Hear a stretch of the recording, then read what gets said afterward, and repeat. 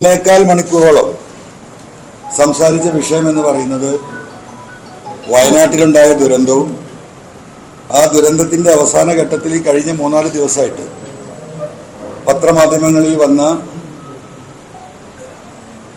സർക്കാർ ചെലവഴിച്ചു എന്ന് പറയുന്ന അല്ലെങ്കിൽ ചെലവാക്കാൻ പോയി എന്ന് പറയുന്ന ഒരു ശവശരീരം കുഴിച്ചിടാൻ 75,000 രൂപയാണ് ചെലവ് എന്ന രീതിയിൽ ഈ സർക്കാരിനെതിരെ വളരെ മോശമായ രീതിയിൽ സർക്കാർ കൊടുത്ത ഒരു പ്രപ്പോസലിനെ നിങ്ങൾ ആഗ്രഹിക്കുന്ന രീതിയിൽ വളച്ചൊടിച്ച് സമൂഹത്തിന്റെ മുമ്പിൽ ഈ ഗവൺമെന്റിനെയും അതുപോലെ തന്നെ ഈ ഗവൺമെന്റിനെ ദുരിതാശ്വാസ സമയങ്ങളിൽ സഹായിക്കുന്ന ജനങ്ങളുടെ മനസ്സിലും വലിയ തെറ്റിദ്ധാരണ ഉണ്ടാക്കി അതിൽ ഉള്ള നല്ല ശക്തമായ പ്രതിഷേധം ഞാൻ രേഖപ്പെടുത്തിയിട്ടുണ്ട്. ആദ്യമായിട്ട് ഞാൻ ആ പ്രതിഷേധം രേഖപ്പെടുത്തണം. രണ്ടാമത്തെ എൻ്റെ റിക്വസ്റ്റ്, മുഖ്യമന്ത്രിയുടെ ഈ ചികിത്സാ ഫണ്ട്, സഹായ ഫണ്ട് ഈ കേരളത്തിൽ ഏറ്റവും കൂടുതൽ ആളുകൾക്ക് വാങ്ങിക്കൊടുത്തിട്ടുള്ള ഒരു നിയോജക മണ്ഡലമാണ് നിലമ്പൂർ. കോടിക്കണക്കിന് രൂപ, 25,000 തൊട്ട് 5 ലക്ഷം വരെ വാങ്ങിക്കൊടുത്ത കേസുണ്ട്. സത്യത്തിൽ അത് ഈ കേരളത്തിലെ ജനങ്ങൾക്ക് വലിയൊരു ആശ്വാസമാണ്, വലിയ ആശ്വാസമാണ്. അതുകൊണ്ട് എന്ത് കാര്യങ്ങളുണ്ടെങ്കിലും ബഹുമാനപ്പെട്ട മുഖ്യമന്ത്രിയുടെ ആ ചികിത്സാ സഹായ ഫണ്ട് ആളുകൾ അറിഞ്ഞിപ്പോഴും സഹായിച്ചുകൊണ്ടിരിക്കുന്നതാണ്. അത് കിട്ടാത്ത രീതിയിലുള്ള ഒരു പ്രചരണത്തിലേക്ക് ദയവായി നിങ്ങൾ പോകരുത്. കാരണം ഈ സാധാരണ മനുഷ്യരുമായി ബന്ധപ്പെട്ട് പ്രവർത്തിക്കുന്നവർക്ക് അറിയാം അത് കിട്ടുമ്പോൾ അവർക്കുണ്ടാകുന്നൊരു ആശ്വാസം. അതുകൊണ്ട് എൻ്റെ ഒരു എളിയ റിക്വസ്റ്റാണ്, ആ സംഗതിയെങ്കിലും നിലനിർത്തി പോകണം.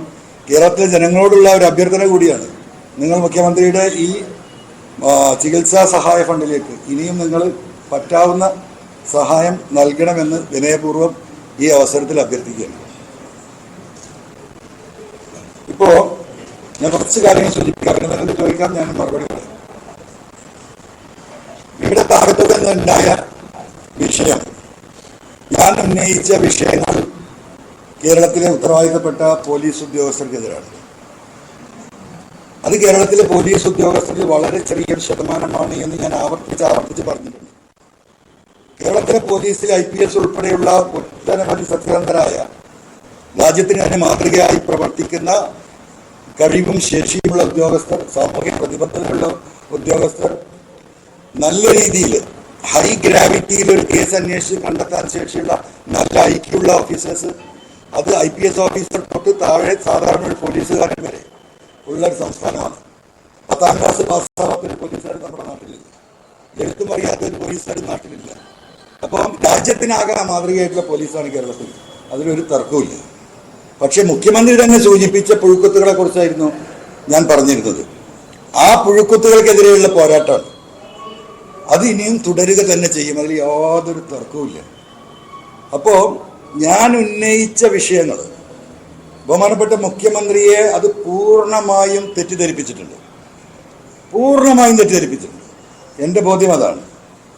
ആ തെറ്റിദ്ധാരണ മാറുമ്പോൾ CM സൂചിപ്പിച്ച കാര്യങ്ങളിൽ മാറ്റം വരും. അവിടത്തേക്കാണ് ഞാൻ പോകുന്നത്. ബഹുമാനപ്പെട്ട മുഖ്യമന്ത്രി സൂചിപ്പിച്ചത് പോലീസുകാരുടെ മനോവീര്യം തകർക്കുന്ന ഒരു തീരുമാനം ഉണ്ടാവില്ല എന്ന്. അങ്ങനെ തന്നെയാണ് വേണ്ടത്, അതിലൊരു തർക്കമില്ല. പക്ഷെ ഇവിടെ മനോവീര്യം തകരുന്നവർ, പോലീസിലെ മനോവീര്യം തകരുന്നവർ ഞാൻ ഈ പറഞ്ഞ 4-5% മാത്രമാണ്. ഈ ക്രിമിനലുകളാണ്, അവരുടെ മനോവീര്യമാണ് തകർന്നിട്ടുള്ളത്. സത്യസന്ധമായി പ്രവർത്തിക്കുന്ന IPS ഉദ്യോഗസ്ഥർ തൊട്ട് കേരളത്തിലെ താഴേക്കടയിലുള്ള പോലീസ് ഉദ്യോഗസ്ഥരുടെ വരെ മനോവീര്യം വലിയ ലെവലിൽ ഉയർന്നിരിക്കുകയാണ്. ബഹുമാനപ്പെട്ട മുഖ്യമന്ത്രി മനസ്സിലാക്കേണ്ടതാണ്, അദ്ദേഹത്തോട് ഉപദേശങ്ങൾ കൊടുക്കുന്ന ആളുകൾ അദ്ദേഹത്തെ തെറ്റിദ്ധരിപ്പിച്ചുകൊണ്ടേയിരിക്കുകയാണ്. എന്നെ ബന്ധപ്പെട്ടിട്ടുള്ള ഒട്ടനവധി ആളുകളുണ്ട്, ഒട്ടനവധി പോലീസ് ഓഫീസർമാരുണ്ട്, പൊതുപ്രവർത്തകരുണ്ട്. അവരോട് ഈ പോലീസ് ഓഫീസർമാർ പറഞ്ഞതുണ്ട്, സത്യസന്ധമായി പ്രവർത്തിക്കാൻ, ഒരു വിഷയത്തിൽ ഇടപെടാൻ കഴിയുന്ന അവസ്ഥയിലേക്ക് കാര്യങ്ങൾ മാറുന്നു എന്ന് പറഞ്ഞ് ആശ്വസിച്ചവരാണ് കേരളത്തിലെ മഹാഭൂരിപക്ഷ പോലീസുകാർ, സാധാ പോലീസുകാർ. അപ്പം ബഹുമാനപ്പെട്ട മുഖ്യമന്ത്രിയെ അത് ഈ പറയുന്ന വിഭാഗം, ഞാൻ ഈ പറഞ്ഞ 4-5% മാത്രമാണ്. ഈ ക്രിമിനലുകളാണ്, അവരുടെ മനോവീര്യമാണ് തകർന്നിട്ടുള്ളത്. സത്യസന്ധമായി പ്രവർത്തിക്കുന്ന IPS ഉദ്യോഗസ്ഥർ തൊട്ട് കേരളത്തിലെ താഴേക്കടയിലുള്ള പോലീസ് ഉദ്യോഗസ്ഥർ വരെ മനോവീര്യം വലിയ ലെവലിൽ ഉയർന്നിരിക്കുകയാണ്. ബഹുമാനപ്പെട്ട മുഖ്യമന്ത്രി മനസ്സിലാക്കേണ്ടതാണ്. അദ്ദേഹത്തോട് ഉപദേശങ്ങൾ കൊടുക്കുന്ന ആളുകൾ അദ്ദേഹത്തെ തെറ്റിദ്ധരിപ്പിച്ചുകൊണ്ടേയിരിക്കുകയാണ്. എന്നെ ബന്ധപ്പെട്ടിട്ടുള്ള ഒട്ടനവധി ആളുകളുണ്ട്, ഒട്ടനവധി പോലീസ് ഓഫീസർമാരുണ്ട്, പൊതുപ്രവർത്തകരുണ്ട്. അവരോട് ഈ പോലീസ് ഓഫീസർമാർ പറഞ്ഞിട്ടുണ്ട്, സത്യസന്ധമായി പ്രവർത്തിക്കാൻ, ഒരു വിഷയത്തിൽ ഇടപെടാൻ കഴിയുന്നൊരവസ്ഥയിലേക്ക് കാര്യങ്ങൾ മാറുന്നു എന്ന് പറഞ്ഞ് ആശ്വസിച്ചവരാണ് കേരളത്തിലെ മഹാഭൂരിപക്ഷം പോലീസ് ഉദ്യോഗസ്ഥരും.